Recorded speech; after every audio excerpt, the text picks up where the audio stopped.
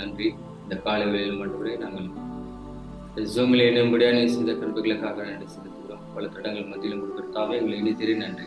தொடர்ந்து ஆசீர்வதிங்க. எங்களோடு கூட பேசி போகிற வார்த்தைகளுக்காக நன்றி செலுத்துகிறோம். இயேசுவின் நாமத்தில் ஜெபிக்கிறோம். தொடர்ந்து சங்கீதம் 79வது சங்கீதத்தை நம்ம தியானம் செய்யறோம். இந்த 79வது சங்கீதம் வந்து நம்ம ஏற்கனவே பார்த்த மாதிரி இது வந்து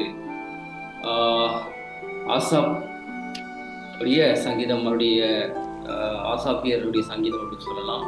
அவருடைய குடும்பத்தில் ஆசாப் வந்து தாவீது காலத்தில் இருந்தார். அதுக்கப்புறம் அவருடைய வம்சம் வந்து வளர்ந்து, ஏற்கனவே நம்ம பார்த்த மாதிரி அவர் ஒரு லேவி குலத்தை சேர்ந்தவரும் ஒரு தீர்க்க தரிசியமாக இருக்கிறாரு.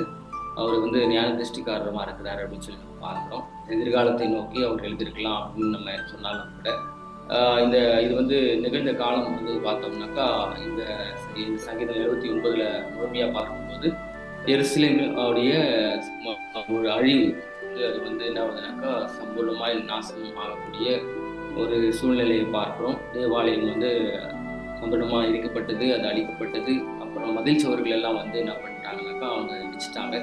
இப்படிப்பட்ட ஒரு சூழ்நிலை இருக்கக்கூடிய அந்த நேரத்தில் எப்படி அந்த ஒரு அமைப்பு இருந்தது, அந்த நேரம் எப்படி இருந்தது என்பதை சுட்டி காட்டக்கூடிய ஒரு சங்கீதம் தான் இந்த சங்கீதம் 79. இதனுடைய ஆசிரியர் யாருன்னு சொல்லி பார்த்தோம்னா ஏற்கனவே நமக்கு தெரிஞ்ச மாதிரி இது வந்து ஆசாப் அல்லது அவருடைய வழித்தோன்றல வந்தவங்க ஒருத்தர் யாராவது இதை எழுதியிருக்கலாம் அப்படின்னு சொல்லி நம்ம பார்க்க முடியும். அவர்கள் வந்து தேவாலயத்தினுடைய இசைக்கலைஞர்களாக இருந்தாங்க. கோயிலில் வந்து அவங்க வந்து என்ன பண்ணாங்க, பாட்டு பாடுறவங்களா இந்த கொயர் குரூப்ல வந்து அவங்க பாடக்கூடியவர்களா இருந்தாங்க. ஆசாப் வந்து தாவீது அரசனால் நியமிக்கப்பட்ட ஒரு முக்கிய இசை கலைஞர்களில் ஒருத்தராக இருந்தாரு. ஒரு லேவியரா இருந்தார் அவர் ஃபர்ஸ்ட். அதோடு கூட அப்புறமா வந்து சங்கீதம் 79 உள்பட்ட பல சங்கீதங்களை எழுதியிருக்கிறார். நம்ம ஏற்கனவே தொடர்ந்து நம்ம 2-3 நாளா நம்ம தியானிச்சிருக்கிறோம். இருப்பினும் அதை வந்து நான் ரிப்பீட் பண்றேன். இந்த 79வது சங்கீதம் வந்து அழிவு மற்றும் படையெடுப்பின் நேரத்தை அது வந்து பிரதிபலிக்கிறது.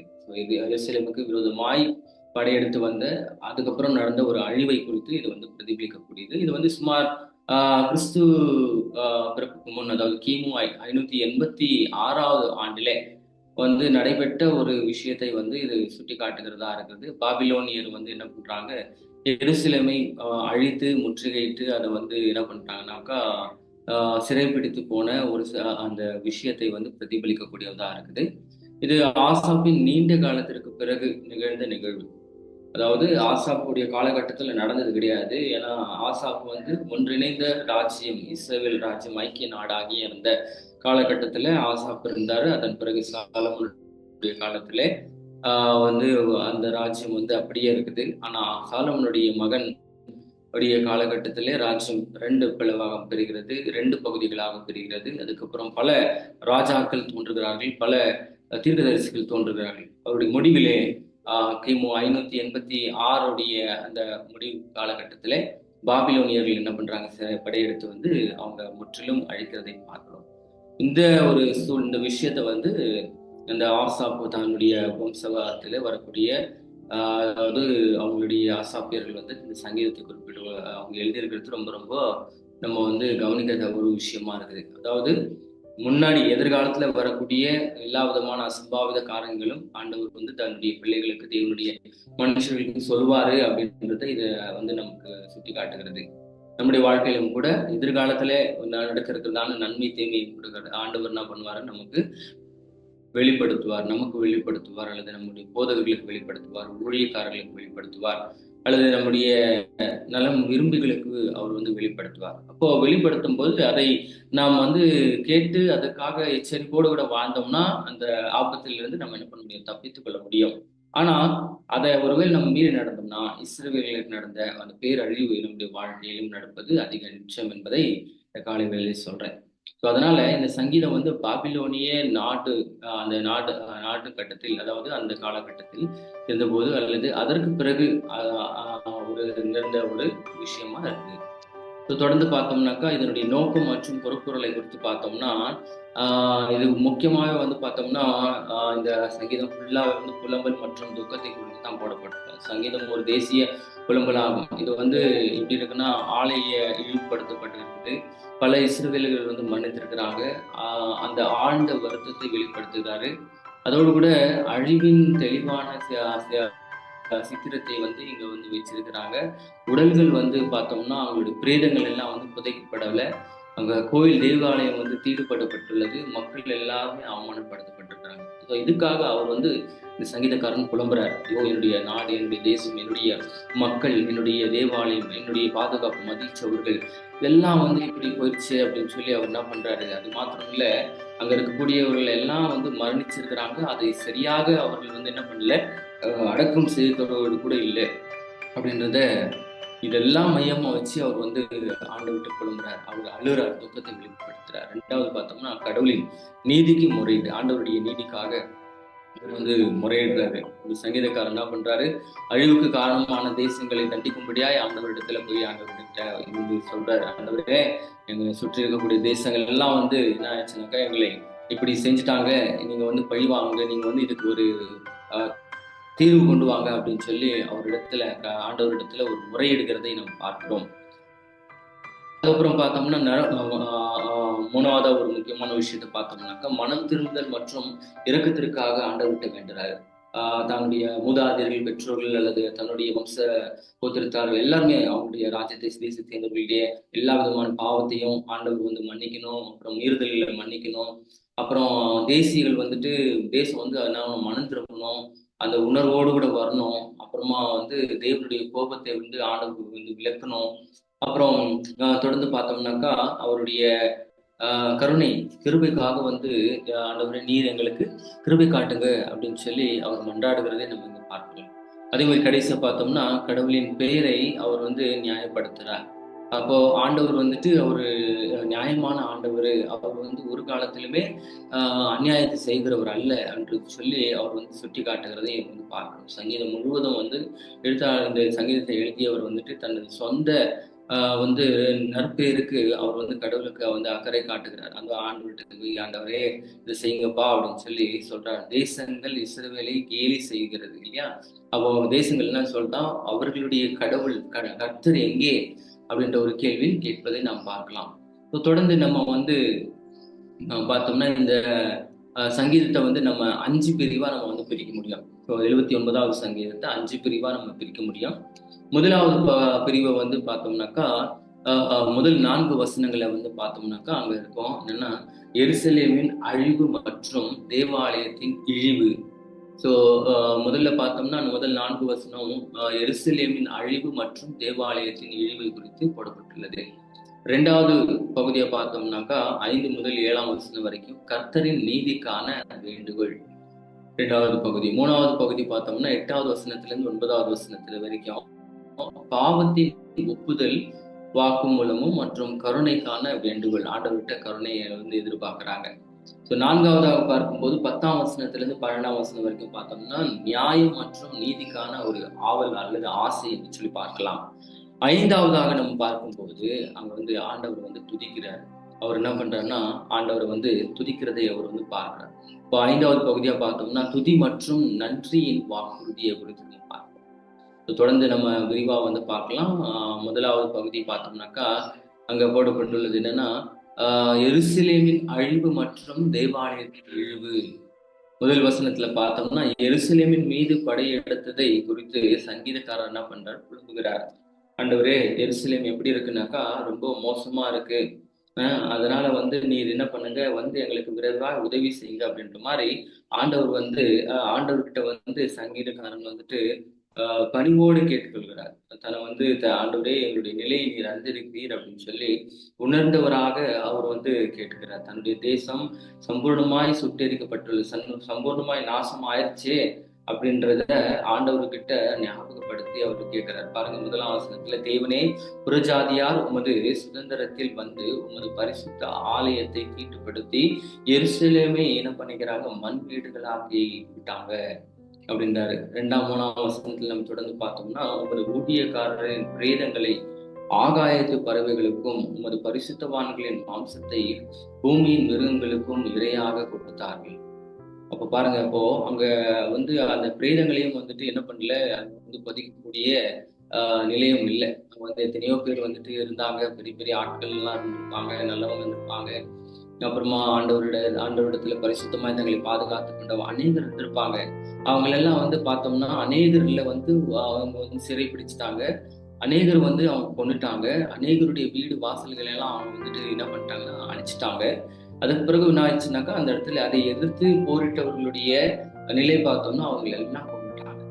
ஸோ அதுக்கப்புறமா 4ஆம் வசனத்துல நம்ம பார்த்தோம்னா, தொடர்ந்து 4ஆம் வசனத்துல பார்க்கும்போது, எங்கள் அயலாருக்கு நிந்தையும் எங்கள் சுற்றுப்புறத்தாருக்கு பரியாசமும் நான் என்ன பண்ணோம், கந்தமானோம். நாங்க எப்படி ஆனோம்னாக்கா, எல்லாருக்குமே வந்து நாங்க ஒரு பரியாசம் ஆயிட்டோம் ஆண்டவரே அப்படின்னு சொல்லி அவர் வந்து கேட்கிறார்.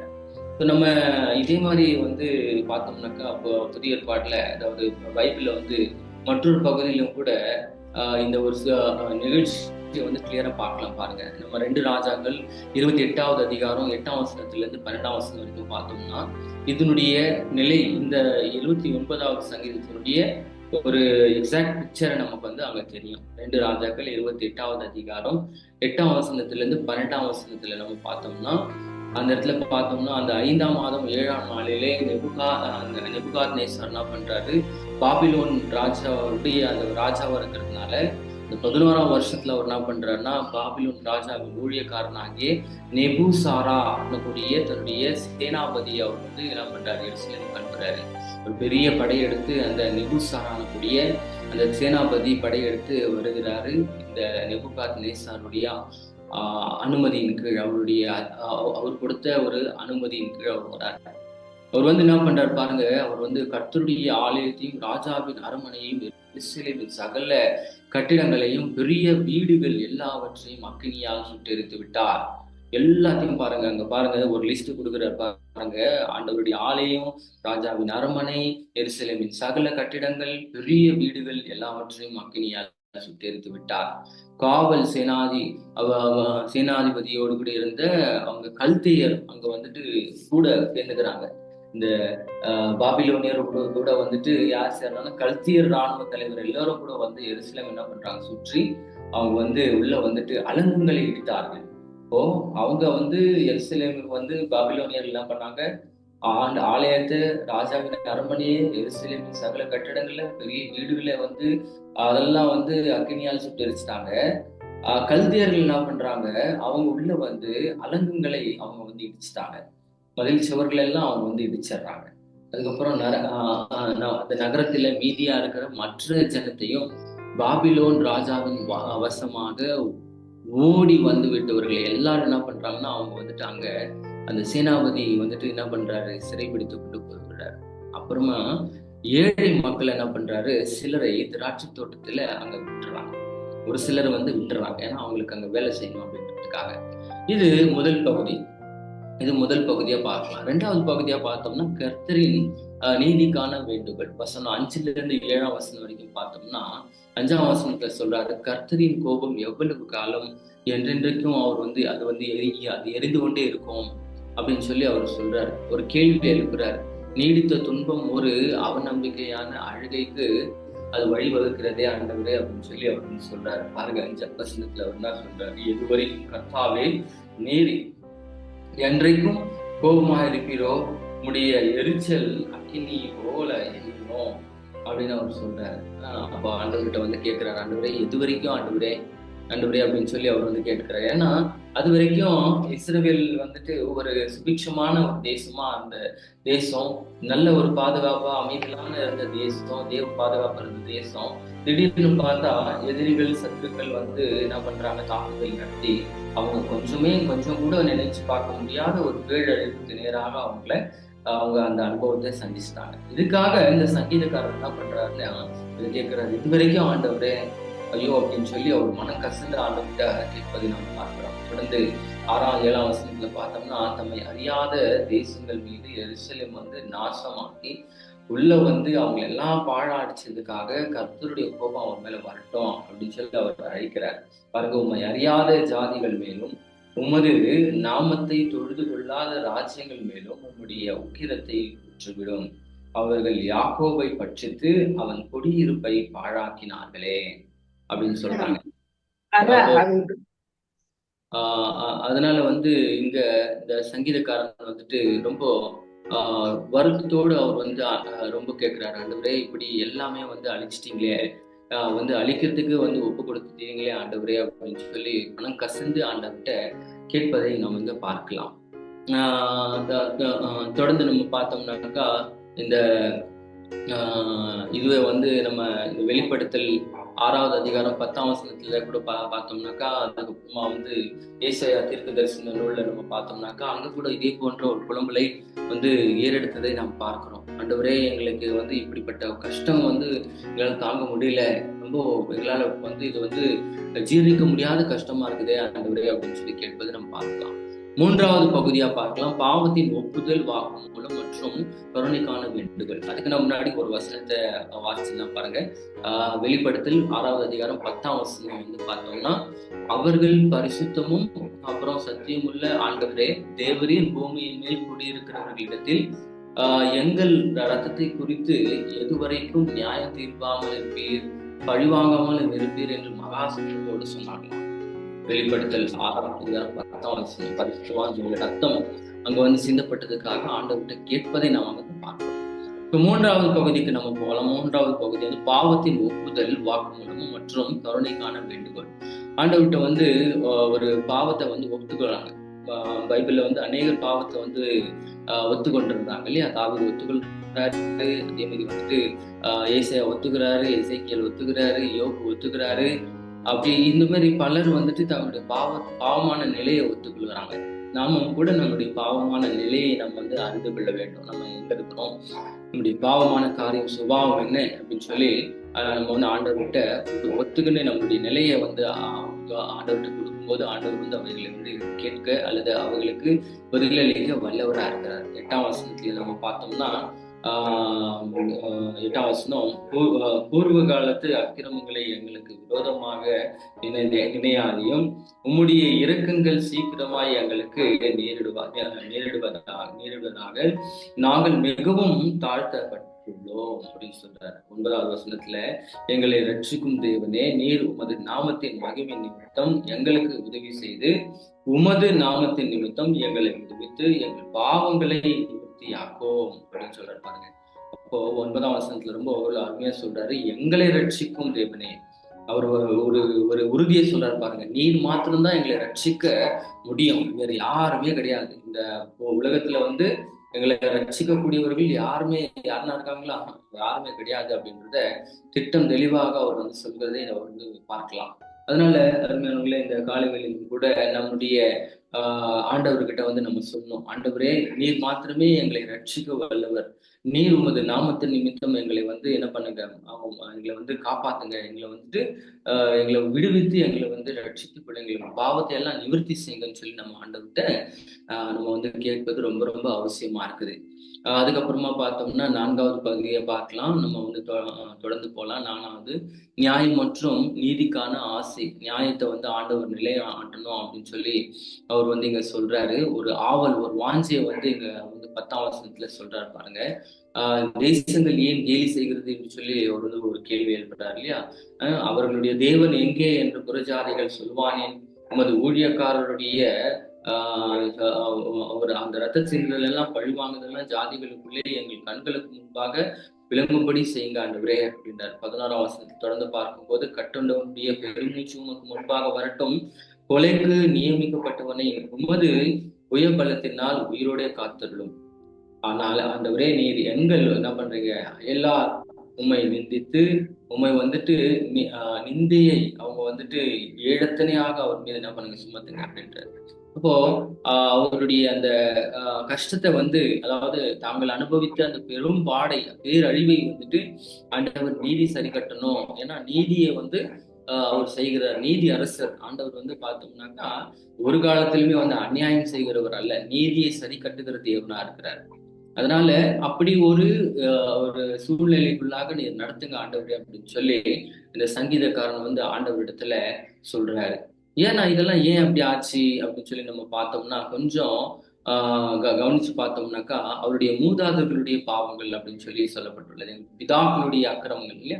நம்ம வாசிச்ச அந்த 9வது வசனத்தின் பிரகாரமாக பார்க்கும்போது என்னன்னாக்கா, எங்களுடைய பாவங்களை நீர் நிவர்த்தி செய்யும். எங்களுடைய பாவங்களை மாத்திரமல்ல, எங்களுடைய மூதாதையுடைய பாவங்களை கூட விடுவித்தரணும். இதேதான் நெகேமியா கூட சொல்றார். நெகேமியா 9வது அதிகாரம் 16ஆம் வசனத்துல இருந்து 19ஆம் வசனம் வரைக்கும் நீங்க கவனிச்சு பார்த்தீங்கன்னா, நெகேமியா 9வது அதிகாரம் 16ஆம் வசனத்துல இருந்து 19ஆம் வசனம் வரைக்கும், எங்கள் பிதாக்களாகிய அவர்களோ அக்கிரமமாய் நடந்து தங்கள் அவங்க கழுத்தை கடினப்படுத்தி உம்முடைய கற்பனைகளுக்கு செவி கொடாதே போனார்கள். அப்போ கழுத்தை கடினப்படுத்தி அப்படின்னு சொல்றாரு. அப்படின்னா அர்த்தம் வணங்கா கழுத்து உள்ளவர்கள்.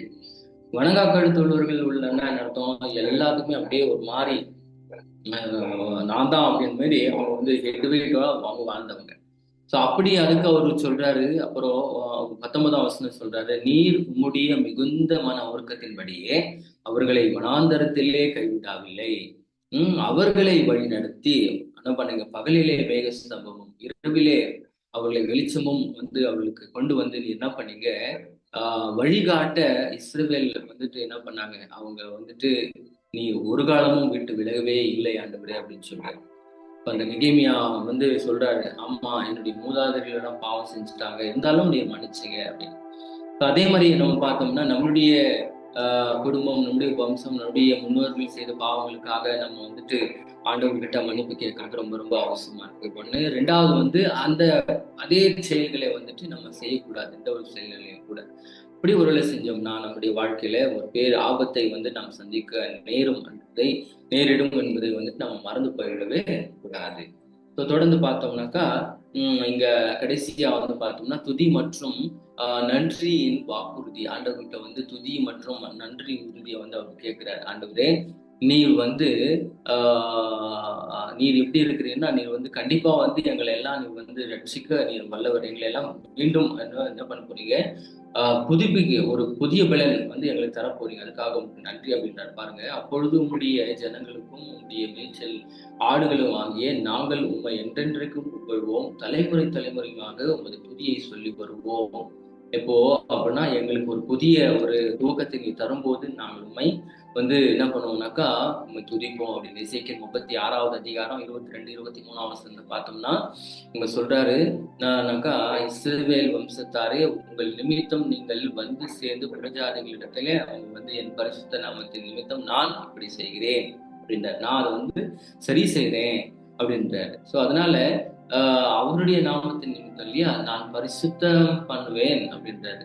அப்போ 23ஆம் வசனத்தில் நம்ம கவனிச்சு பார்த்தோம்னா, புறஜாதிகளின் நடுவே நீங்கள் பரிசுத்த குலைச்சல் ஆக்கினதும் அவருக்குள்ளே உங்களால் பரிசுத்த குலைச்சல் ஆக்கப்பட்டதுமான என் மகத்தான நாமத்தை நான் மறுபடியும் என்ன பண்ணுவேன், பரிசுத்தமாக்குவேன். அப்பொழுது புறஜாதிகள் தங்கள் கண்களுக்கு முன்பாக நான் உங்களுக்குள் பரிசுத்த பண்ணப்படுகையில் நான் கர்த்தர் என்பதை அறிந்து கொள்வார்கள் என்று கர்த்தராகிய ஆண்டவர் சொல்கிறார். அப்போ அறிஞ்சுக்குவாங்க, நான் அதுக்கு ஒரு டைம் வச்சிருக்கேன் அப்படின்னு சொல்லி ஆண்டவர் அங்க சொல்கிறதை நம்ம பார்க்கணும். அதனால அருமையானவர்களே, இந்த காலை வேளையிலும் கூட நம்முடைய இந்த தியானத்துல கூட பார்த்தோம்னாக்கா எருசலேமினுடைய அழிவை குறித்து அந்த சங்கீதக்காரன் புலம்புகிறார். அதுக்கு ஒரு காலத்துல சுபிக்ஷமா இருந்துச்சு, நல்லா இருந்துச்சு, கோட்டை கொத்தளமும் அரண்மனையும் பெரிய பெரிய மாளிகைகளும் கட்டிடங்களும் அப்புறமா பெரிய பெரிய வீடுகளும் எல்லாம் இருந்துச்சு, மதில் சுவர்கள் எல்லாம் இருந்துச்சு, சந்தோஷமா ஜனங்க இருந்தாங்க. ஆனா அதனுடைய மறுபுறத்தை பார்த்தோம்னா